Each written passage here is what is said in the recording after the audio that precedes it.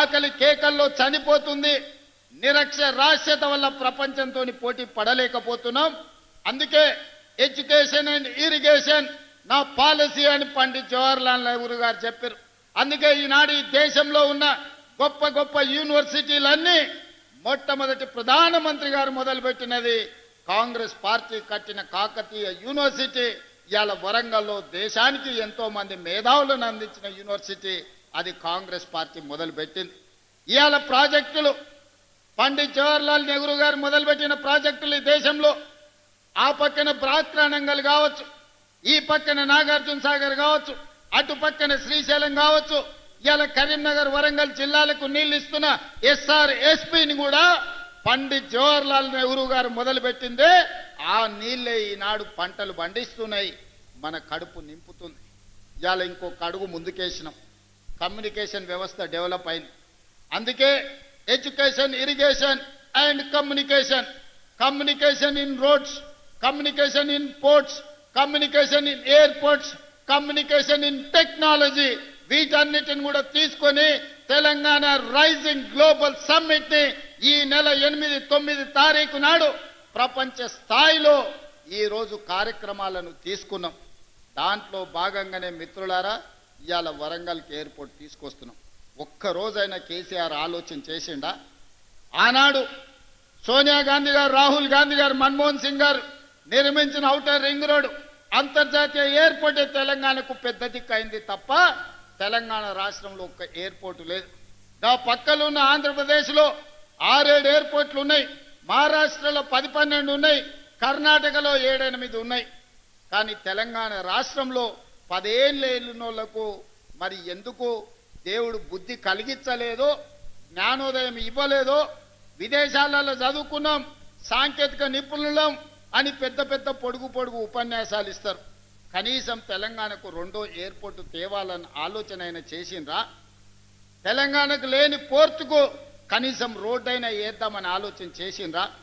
అందుకే ఈనాడు మన ప్రభుత్వం వచ్చిన వెంబడే సురేఖమ్మతో, సీతక్కతో, రాజేందర్తో మాట్లాడి ఖచ్చితంగా హైదరాబాద్ నగరంలో ఏమేమి ఉన్నాయో, హైదరాబాద్ నగరానికి ఔటర్ రింగ్ రోడ్ ఉంటే వరంగల్కి ఔటర్ రింగ్ రోడ్డు నిర్మించాలి అని నిర్ణయం తీసుకున్నాం.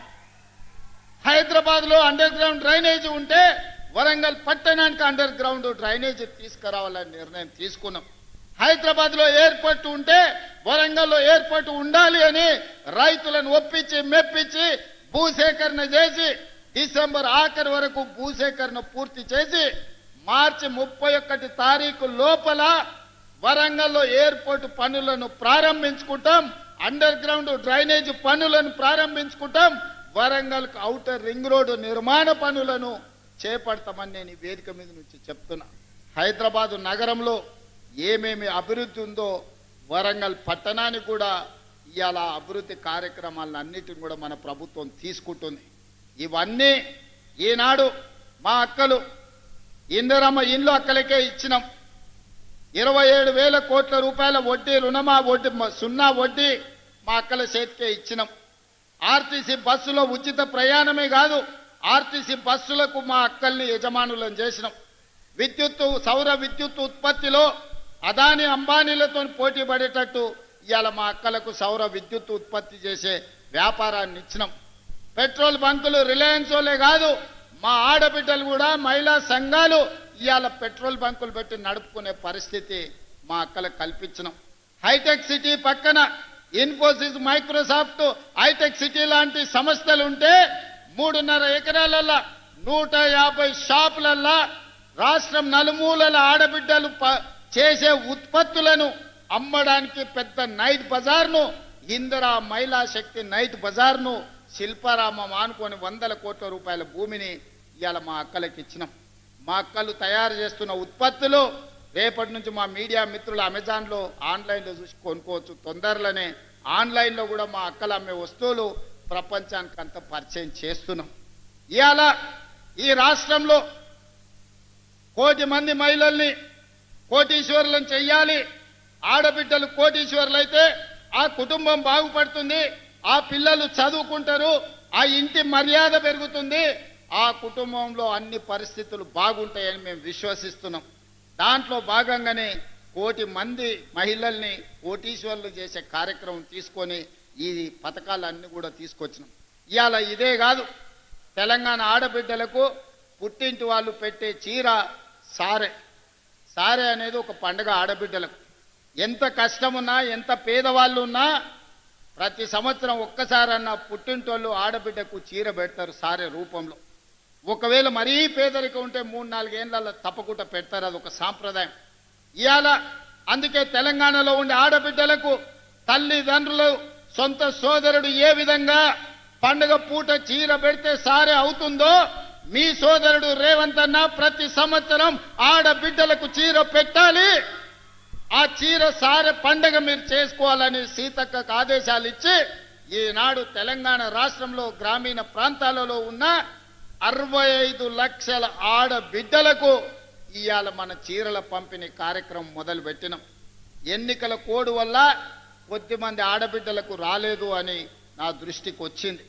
ఎన్నికల కోడ్ అయిపోతానే ప్రతి ఆడబిడ్డకు ఇంటింటికి వెళ్ళి 18 సంవత్సరాలు పైబడిన ప్రతి ఆడబిడ్డకు చీరను చేర్చే బాధ్యత సీతక్కకు సురేఖక్కకు నేను అప్పచెప్తున్నా. మీ బాధ్యత ప్రతి ఆడబిడ్డకు చీర చేరేటట్టు చూడండి.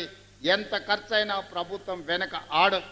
ఇలా సంవత్సరం కింద ఆర్డర్ ఇస్తే 65 లక్షలు వచ్చినాయి, ఇంకా 35 లక్షల చీరలు రావాలి. మార్చిలో ఇస్తామన్నారు ఉత్పత్తి సంస్థలు. పట్టణ ప్రాంతాలలో మున్సిపాలిటీలో ఉండే ఆడబిడ్డలకు మార్చి నెలలో అంతర్జాతీయ మహిళా దినోత్సవం సందర్భంగా పట్టణ ప్రాంతాలలో మున్సిపాలిటీలలో ఉండే ఆడబిడ్డలకు కూడా 35 లక్షల చీరలు ఇస్తాం. మొత్తానికి రాష్ట్రంలో 1 కోటి మంది ఆడబిడ్డలకు 1 కోటి చీరలు పెట్టి సారబెట్టే బాధ్యత ఈ ప్రభుత్వం తీసుకుంటుంది. మొన్న చర్చల సందర్భంగా సురేఖకు ఒక మాట చెప్పింది, అన్న తిడుతుర్రు అని. ఎందుకక్క అన్న? ఏమో అన్న, కేసీఆర్ ఉన్నప్పుడు బతుకమ్మ చీరిస్తే చీర తీసుకున్న ప్రతి ఆడబిడ్డ బండబూతులు తిట్టేది కేసీఆర్ను. ఇంత పనికిమాల చీరిస్తాడా, ఇది తీసుకుపోయి చేన్ల కాడ పిట్టల కట్టం కడుతున్నాం, వాళ్ళు కట్టుకుంటారా ఈ చీర అని. కరెక్టే అక్క, మరి నాడు అట్లనే తిట్టిండ్రు అని.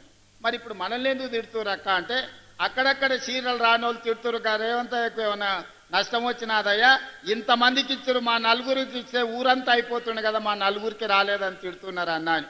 అందుకే నేను ఆలోచన చేసిన, అక్కడ మా అక్కలు ఇగో ఇందిరమ్మ చీరలు కట్టుకొని వచ్చారు, మంచిగా ఎట్లున్నారు చూడు. అందుకే ఏ ఒక్క ఆడబిడ్డ కూడా నాకు చీర